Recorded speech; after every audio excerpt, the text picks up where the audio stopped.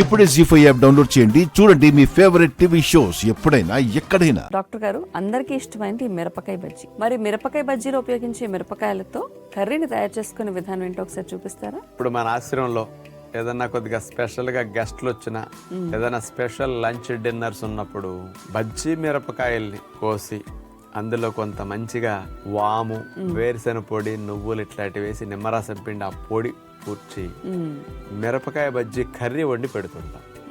అది చాలా చాలా స్పెషల్ టేస్ట్ ఉంటుంది అనమాట. అలాంటి టేస్టీ కర్రీ ఎలా వండుకోవాలో చూడండి. ఇప్పుడు బజ్జీ మిర్చి క్రీమీ కర్రీ తయారు చేయడానికి కావాల్సిన పదార్థాలు: బజ్జీ మిరపకాయలు 12, పెరుగు 1 కప్పు, నువ్వుల పొడి 1/4 కప్పు, మేగడ 1 టేబుల్ స్పూను, నిమ్మరసం 1 టేబుల్ స్పూను, తేనె 1 టేబుల్ స్పూను, జీలకర్ర 1 టీ స్పూను, ఆవాలు 1 టీ స్పూను, మెంతులు 1 టీ స్పూను, సోంపు 1 టీ స్పూను, నల్ల జీలకర్ర 1 టీ స్పూను, ఎండుమిరపకాయలు 2, కరివేపాకు కొద్దిగా, పసుపు కొద్దిగా. ముందుగా మనం తీసుకున్న చిన్న సైజు బజ్జీ మిరపకాయల్ని చాకు పెట్టి బజ్జీ మిరపకాయలని అట్లా చీలుస్తాం, కట్ చేసుకుంటాం.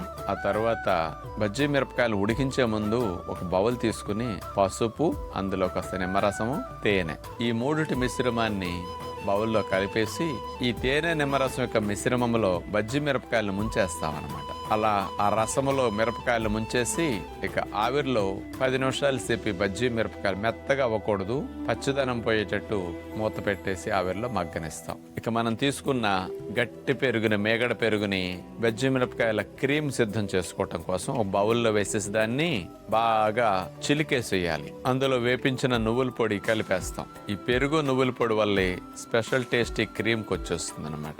హాఫ్ బాయిల్ చేసిన బజ్జీ మిరపకాయలను తీసి పక్కన పెట్టుకుని ఇక ఈ క్రీమీ కర్రీకి తాలింపు మేగడ ఎక్కువ వేస్తాం కొద్దిగా. అందులో ఆవాలు, మెంతులు, నల్ల జీలకర్ర, సోంపు, జీలకర్ర, ఎండుమిరపకాయ ముక్కలు ఈ తాలింపు మేగడలో అట్లా వేగనివ్వాలి. కరివేపాకు కూడా వేసేసి వేగనిస్తాం. అట్లా ఈ క్రీమీ కర్రీకి తాలింపే చాలా మెయిన్ టేస్ట్ కాబట్టి ఎక్కువ మేగడతో తాలింపు అట్లా దోరగా వేగిన తర్వాత ఇందులో ఉడికించుకున్న బజ్జీ మిరపకాయలను వేసేసి తాలింపులో ఒక 2-3 నిమిషాలు వేగనివ్వాలి. ఆ మిరపకాయ కమ్మదనం వస్తుంది 2-3 నిమిషాలు 4 నిమిషాలు వేగితే. అప్పుడు పెరుగుతో నువ్వుల పొడితో చేసిన క్రీమ్ని మనం ఇందులో కలిపేస్తాం. చాలా చాలా స్పెషల్గా ఉంటుంది ఈ కర్రీ. అసలు ఎవరైనా సరే మన ఫాలోవర్స్ చాలా టేస్టీగా మంచిగా ఎంజాయ్ చేయడానికి బాగుండే స్పెషల్ కర్రీ ఇది.